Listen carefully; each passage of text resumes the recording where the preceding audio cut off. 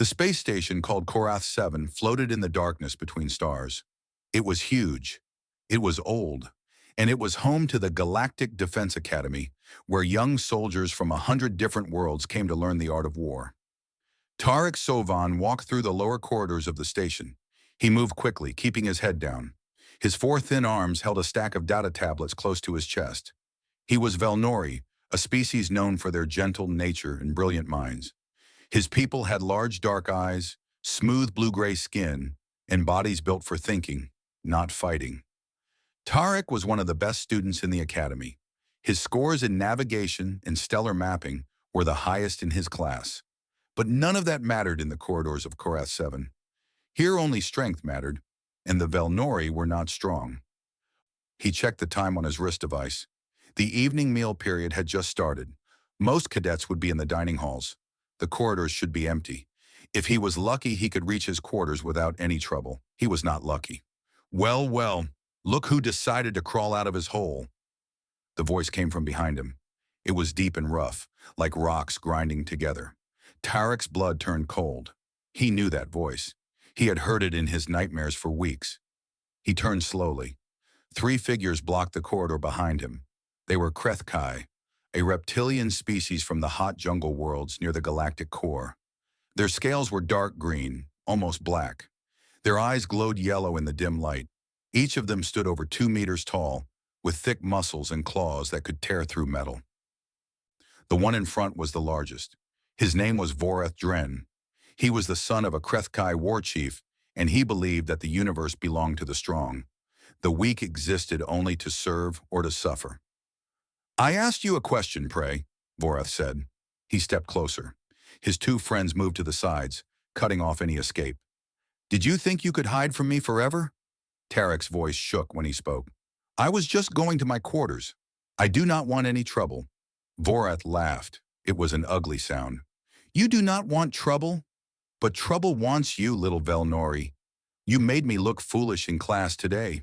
You corrected my answer in front of everyone. I was only trying to help. The instructor asked about the navigation routes, and your calculation had a small error. I did not mean to. Voreth moved fast. His clawed hands shot out and grabbed Tarek by the front of his uniform. He lifted the Velnori off the ground like he weighed nothing. Tarek's data tablets crashed to the floor. You did not mean to? Voreth brought his face close. His breath was hot and smelled of meat. You made me look stupid. A prey animal made a Krethkai warrior look stupid. Do you understand what that means? Tarek tried to speak, but fear had closed his throat. He could only make small sounds. It means I have to teach you a lesson, Voreth said. A lesson you will never forget. He threw Tarek against the wall. The impact drove the air from Tarek's lungs. Before he could fall, Voreth pinned him there, pressing his massive forearm across Tarek's chest. Two of Tarek's forearms were trapped. The other two pushed weakly against Voreth's scales. But they might as well have been pushing against stone. Hold him steady, Voreth told his friends. I want him to feel every moment of this. The two other Krethkai grabbed Tarek's free arms and stretched them out to the sides. Now he could not move at all. He was completely helpless. Voreth pulled back his fist. His claws extended, each one as long as a finger and sharp enough to cut bone. I am going to break your face, little prey. I am going to shatter the bones around your eyes. You will never see properly again. Your career at this academy will be over, and every time you look in a mirror, you will remember this moment. You will remember that you are nothing. Tears ran down Tarek's face. Please, he whispered. Please do not do this. Begging. Voreth smiled, showing rows of sharp teeth. I love it when they beg. It never helps, but I love it. He raised his fist higher, ready to bring it down with all his strength.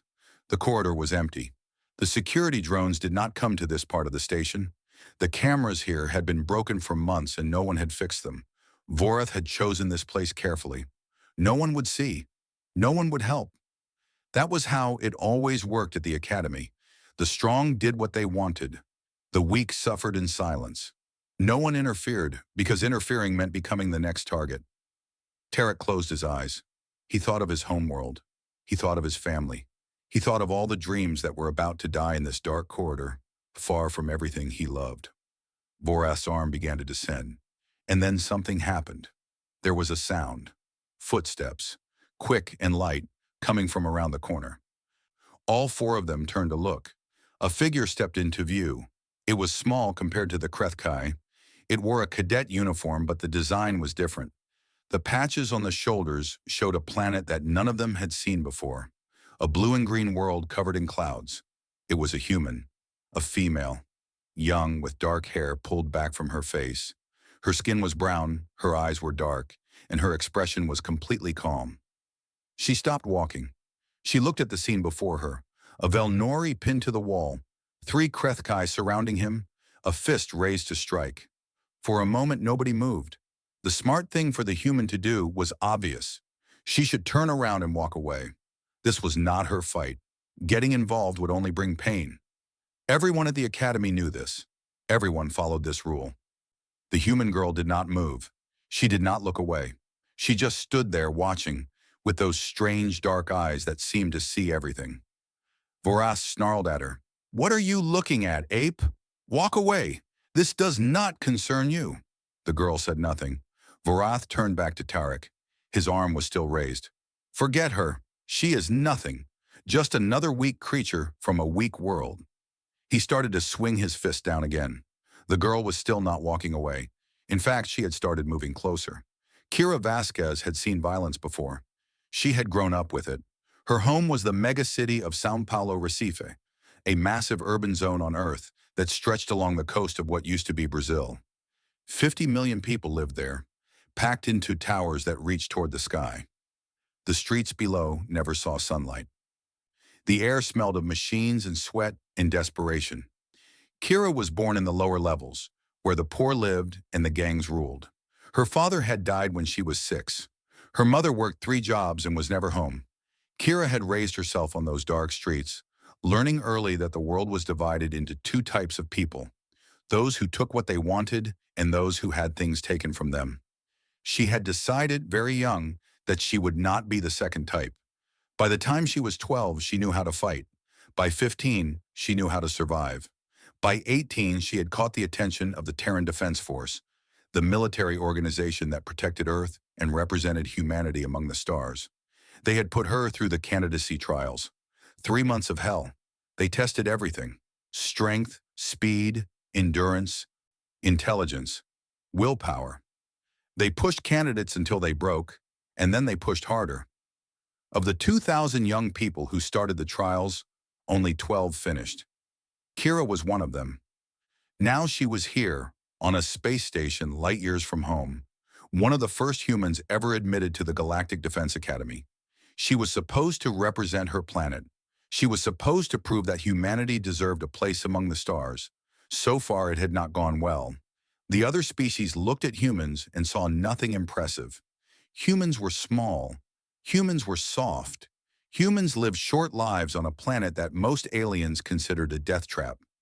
Earth had crushing gravity, extreme temperatures, deadly predators, and countless diseases. The fact that humans had survived there at all was considered a minor miracle. But survival was not the same as respect. At the Academy, humans were treated as curiosities at best and jokes at worst. The Krethkai called them soft apes. The crystalline Vorax refused to speak to them at all. Even the Velnori, who were kind to everyone, seemed to view humans with a mixture of pity and confusion. Kira had spent 3 weeks trying to change their minds. She had studied harder than anyone. She had trained longer than anyone.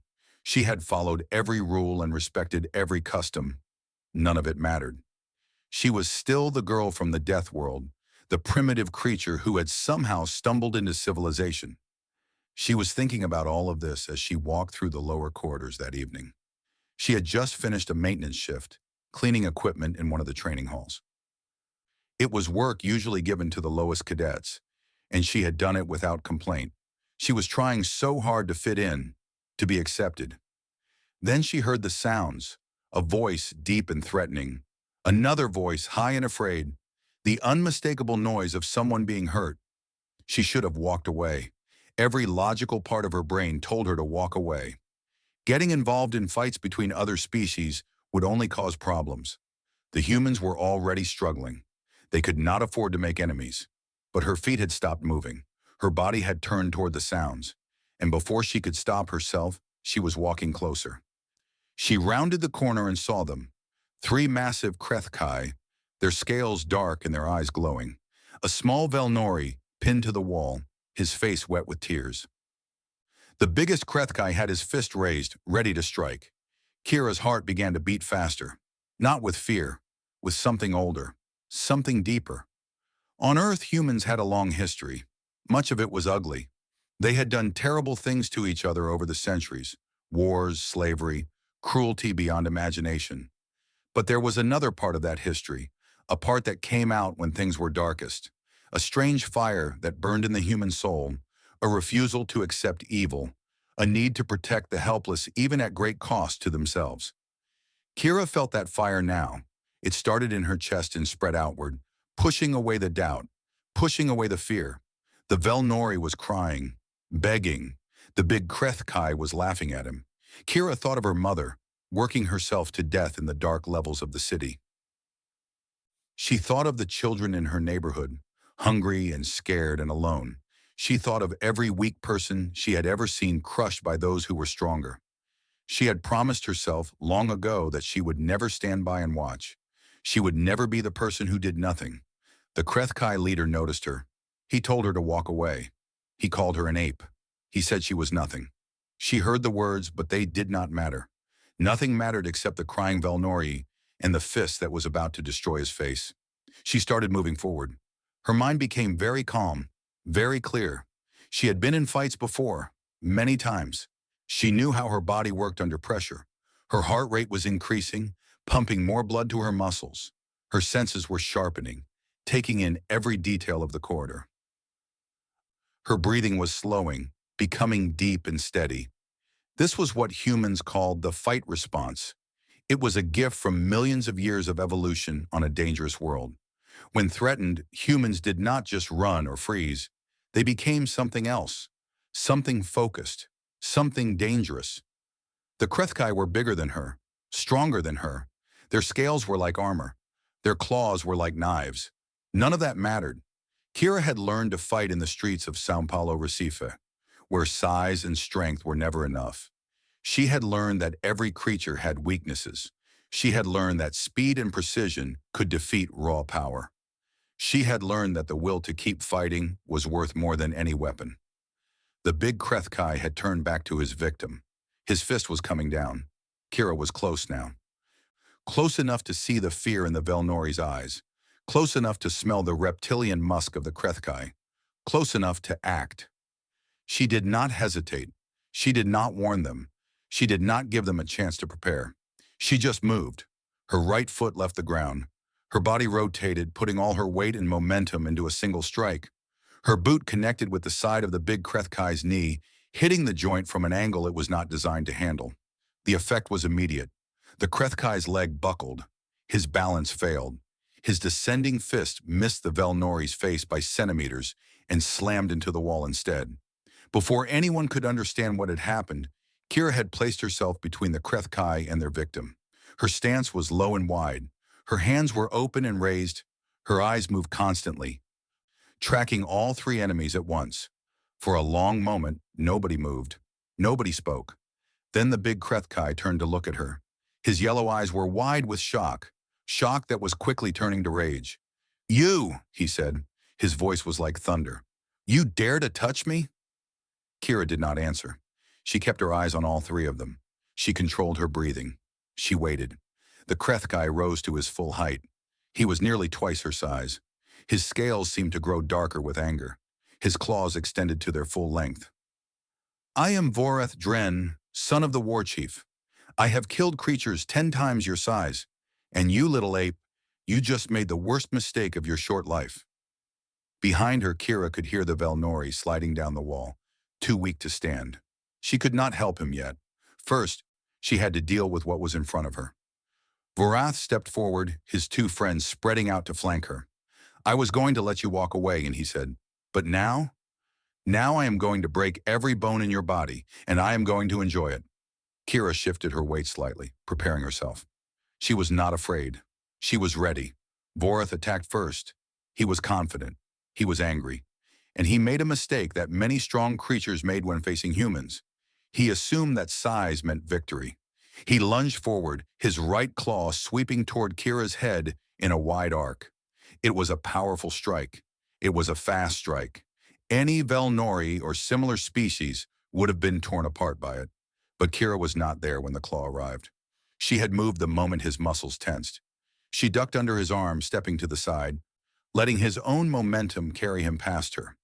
As he stumbled forward, she drove her elbow into his kidney, finding the soft spot between his armored scales. Vorath grunted in pain. He spun around, surprised. "Lucky!" he hissed. "That was lucky." It was not lucky.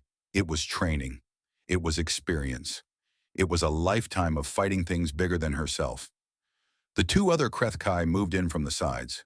They were trying to trap her between them, to grab her arms and hold her still while Vorath finished the job. Kira did not let them. She dropped low and swept her leg in a wide circle, catching one of them behind the ankle. He fell hard, his armored body crashing against the floor. Before the other one could grab her, she rolled backward and came up in a new position, keeping all three of them in front of her. "Stop playing with her," Vorath shouted at his friends. "She is just one human. Grab her." They tried. They really tried. The problem was that Kira would not stay still. Every time they reached for her, she moved. Every time they swung at her, she was somewhere else. She was not faster than them in a straight line, but she could change direction quicker. She could predict where they were going to move before they moved. She read their bodies like books, seeing the tension in their muscles, the shift in their weight, the direction of their eyes. This was something humans had developed over countless generations. They called it pattern recognition. The human brain was very good at seeing patterns, at understanding movement, at predicting what would happen next. It was one of the things that had helped humans survive on their dangerous world, and Kira's brain had been trained to use this ability in combat. She let one of the Krethkai overextend his reach, then stepped inside his guard and struck him in the throat. He gasped and stumbled back, choking. She spun away from Vorath's grab, used his arm as a pivot point, and kicked the third Krethkai in the face. For a moment, all three of them were off balance. All three of them were hurt, and Kira was still standing, still calm, still breathing steadily. Vorath stared at her. Something was changing in his eyes. The rage was still there, but now there was something else. Confusion, disbelief. "What are you?" he asked. Kira did not answer. She did not waste breath on words during a fight. She just watched and waited. Vorath roared and charged at her. This time he did not try to grab her claw. He simply threw his entire body weight forward, trying to crush her against the wall. Kira waited until the last possible moment. Then she dropped flat on the floor. Vorath flew over her and hit the wall with tremendous force. The metal bent under the impact. His head cracked against the surface, and he fell to his knees, dazed. Kira was up instantly. She drove her knee into the side of his head, sending him sprawling. Then she turned to face the other two. They hesitated. They had never seen anything like this. They were Krethkai, one of the most feared warrior species in the galaxy. Their scales could stop bullets. Their claws could cut through steel. They had won 100 fights against 100 different species. But this small human was making them look like fools. "Together," one of them said, "hit her together." They attacked as a team, coordinating their strikes to come from both sides at once. It was a good strategy. Against most opponents, it would have worked.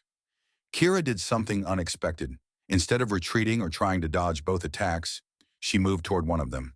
She let his claw scrape along her shoulder, tearing her uniform and cutting her skin. But she got inside his reach and slammed her palm into his nose. The Krethkai's nose was not armored. It was one of their few weak points. Her strike sent pain signals straight to his brain, overwhelming him for just a second. A second was enough. She grabbed his arm, pulled him between herself and the other attacker, and shoved him hard. The two Krethkai collided and fell in a tangle of limbs and scales. Blood was running down Kira's arm now. The cut was not deep, but it was bleeding freely. She ignored it. Pain was just information. Pain told you that you were alive and still fighting. Vorath was getting up. His eyes were unfocused from hitting the wall, but his rage was keeping him moving. He looked at the blood on Kira's arm and smiled. "First blood," he said. "Now I have your taste. Now I will not stop until you are dead." He came at her again, slower this time, more careful. He had learned that rushing would not work. He began to circle her, looking for an opening, his claws clicking together with anticipation. His two friends got up and joined him. All three of them formed a triangle around her, cutting off all escape routes. Kira turned in a slow circle, keeping them all in sight. Her shoulder was burning. Her heart was pounding. But her mind was still clear. On the floor behind them, the Velnori was watching with wide eyes. He had never seen anyone fight like this. He had never seen anyone stand against three Krethkai and survive. "You cannot win," Vorath said. "You know this. You are alone. You are small. You are weak. No matter how well you fight, we will wear you down. We will break you. It is only a matter of time." Kira finally spoke. Her voice was calm and steady. "Then stop talking," she said, "and come find out." Vorath's smile disappeared. He nodded to his friends. They attacked all at once. The corridor filled with the sounds of combat, the thud of impacts, the scrape of claws, the grunt of effort and pain. Kira moved through the chaos like water, flowing around attacks, striking at every opportunity, taking hits when she could not avoid them, but never stopping, never slowing down. She knew Vorath was right. She could not win a long fight against three Krethkai. Their endurance was legendary. Their scales would protect them from most of her strikes. Eventually, she would get tired. Eventually, she would make a mistake. But Kira also knew something that Vorath did not understand. Humans did not fight to avoid losing. Humans fought to make the enemy pay for every inch of ground. Humans fought until they could not stand, and then they fought from their knees. Humans had survived ice ages and plagues and wars that killed millions. They had looked extinction in the face and refused to die. She was not trying to win. She was trying to make them understand that some things were more important than winning. Behind her, the Velnori was safe. That was what mattered. Vorath's claw raked across her back. She felt her skin open, felt the hot rush of blood. The pain was enormous. She did not fall. She turned into the attack and drove her thumb into Vorath's eye. He screamed and pulled back, covering his face. She used the moment to kick one of his friends in the chest, sending him stumbling. Blood was pouring from multiple wounds now. Her vision was starting to blur at the edges. Her legs were shaking, but she was still standing, still fighting, still protecting the stranger behind her.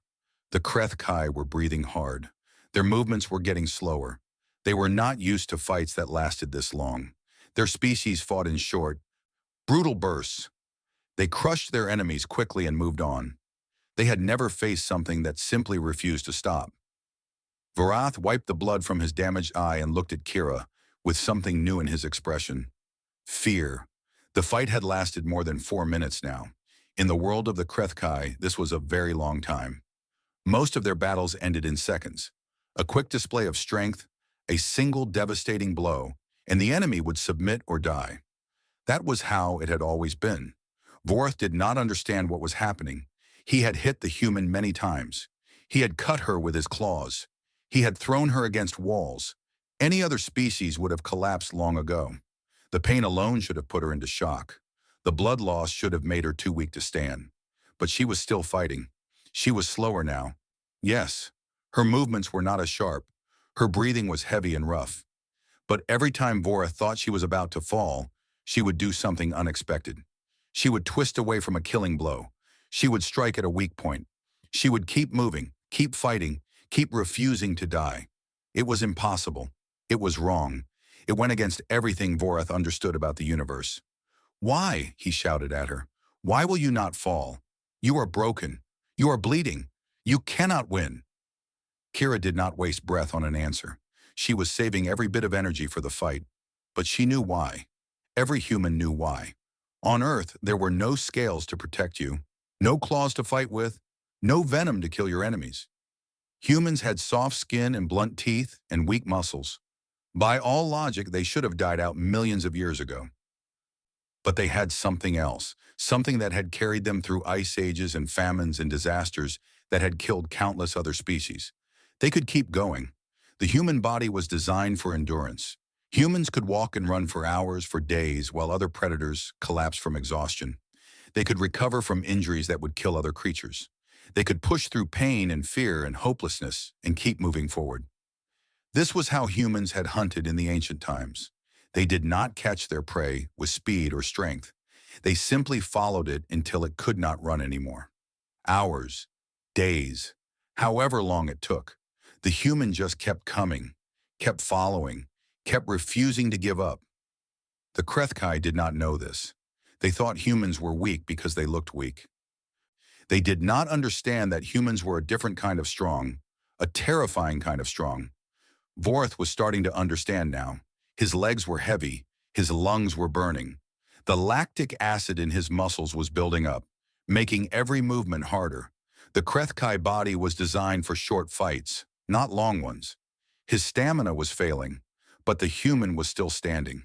"This is not possible," he said. His voice was shaking. "You should be dead. Why are you not dead?" Kira smiled. It was not a nice smile. It was the smile of a predator that knew it was winning. She came at him again. Vorath tried to block her attack, but his arms were slow. She slipped under his guard and drove her fist into his side, hitting the same spot she had struck earlier. The pain was blinding. He stumbled backward, trying to get away from her. His two friends were in even worse shape. One of them was on his knees, gasping for air. The other was leaning against the wall, his eyes glazed with exhaustion. "Help me!" Vorath shouted at them. "Get up and help me!" They tried. They really tried. But their bodies would not cooperate. They had given everything they had, and it was not enough.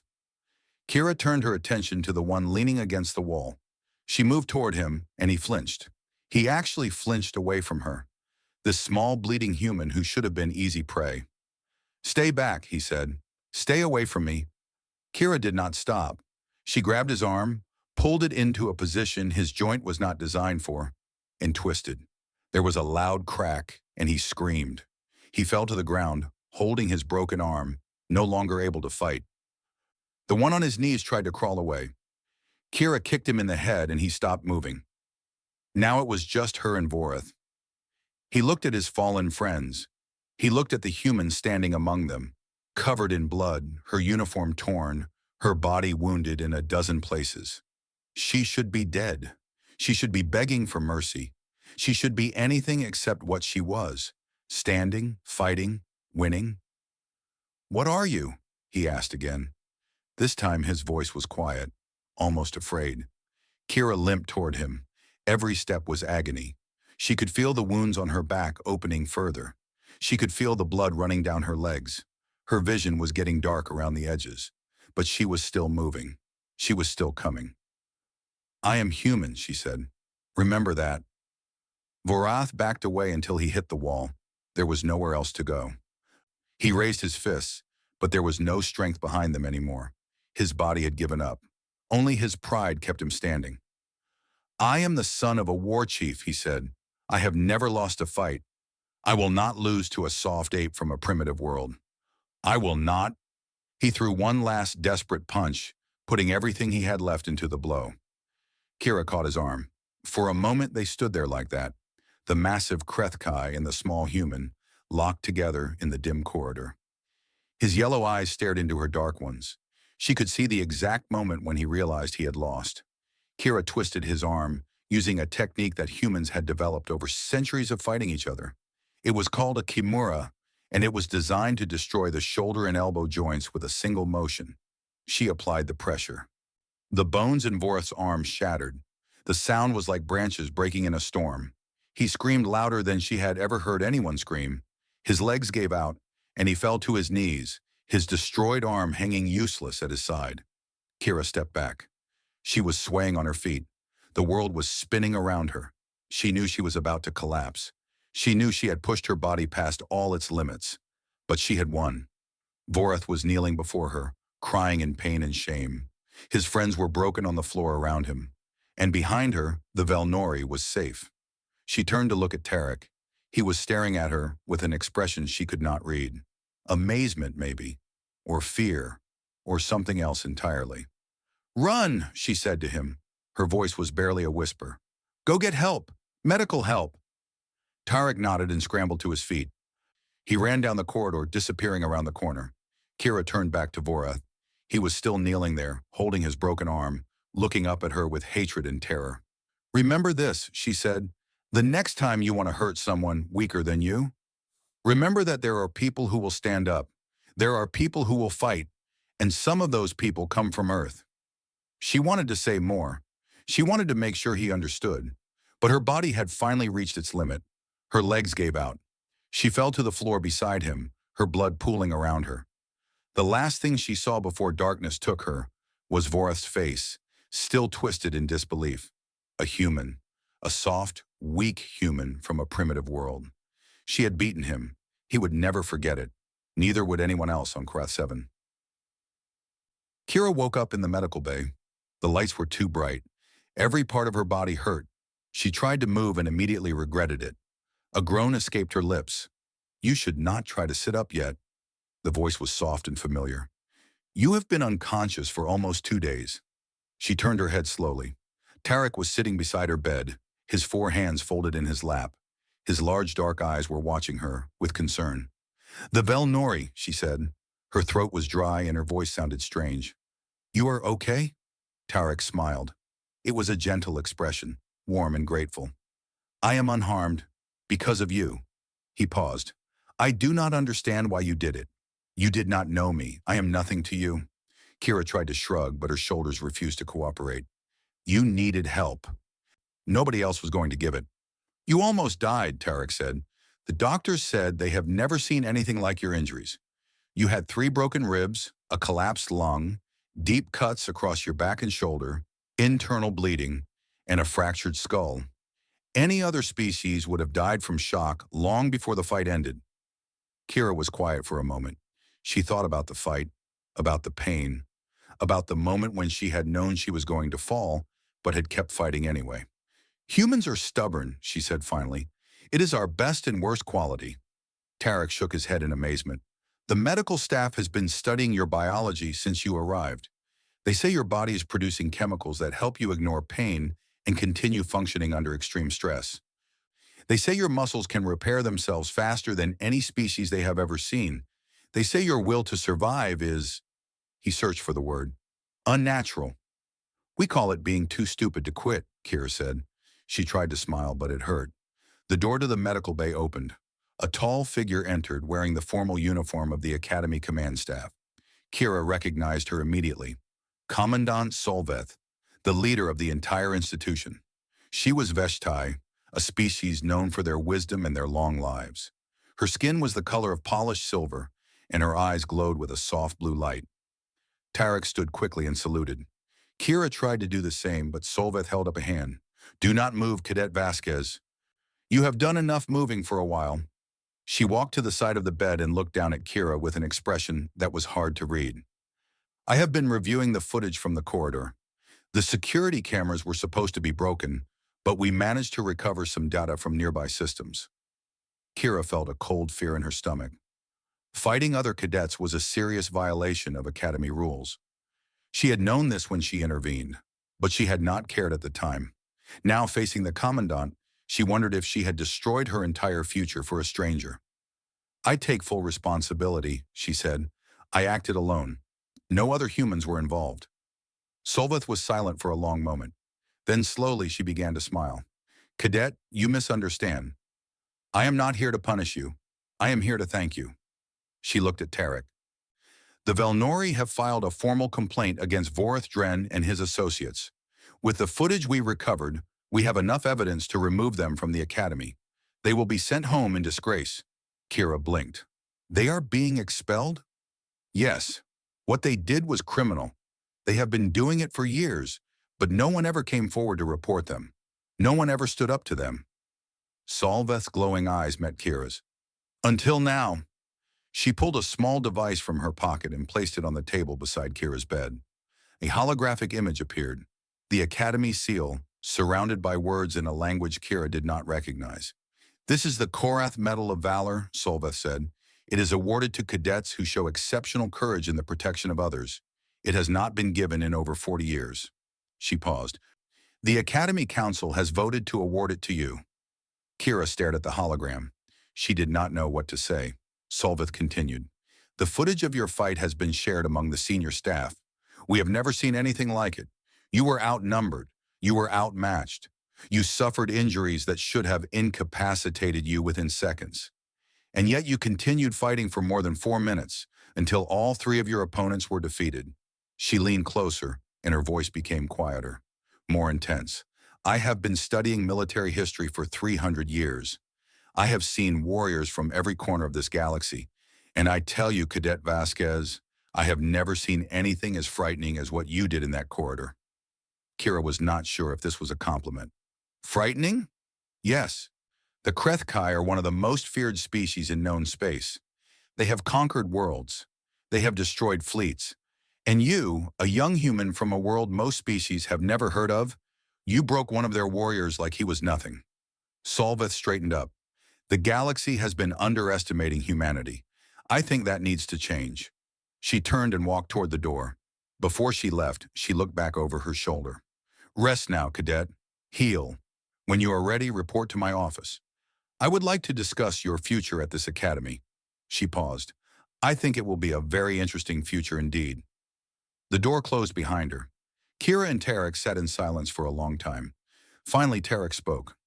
My people have a saying, the small stone can change the course of the river. I always thought it was just a nice idea. But you, he shook his head, you are the small stone, and I think you have just changed the course of something much larger than a river. Kira closed her eyes. She was tired, so very tired. But despite the pain, despite the exhaustion, she felt something warm in her chest.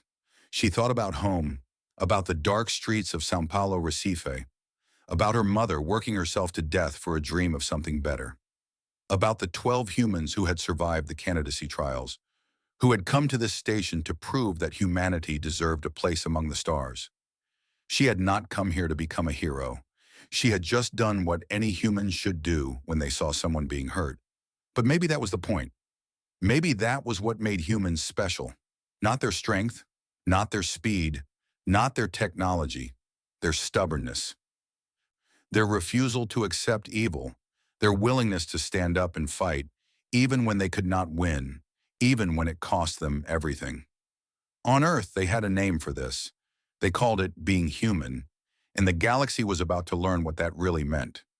In the weeks that followed, the story spread. Cadets from dozens of species heard about the human girl who had stood alone against 3 Krethkai warriors. They heard about how she had protected a stranger she did not know. They heard about how she had refused to fall, even when her body was broken and bleeding. The prey species at the academy began to change. They walked taller. They spoke louder. They started sitting together in the dining hall, and at the center of their tables, there was always a place saved for the Terran cadets. The predator species noticed. Some of them were angry, some of them were confused, and some of them, the smart ones, were afraid. Because if one human girl could do what Kira had done, what could 100 humans do? What could 1,000? What could a planet full of billions of them? In her quarters that night, Kira stood at the window and looked out at the stars. Somewhere out there, Earth was spinning in the darkness. Her home, her people. She touched the bandages on her shoulder. She felt the ache of her healing ribs.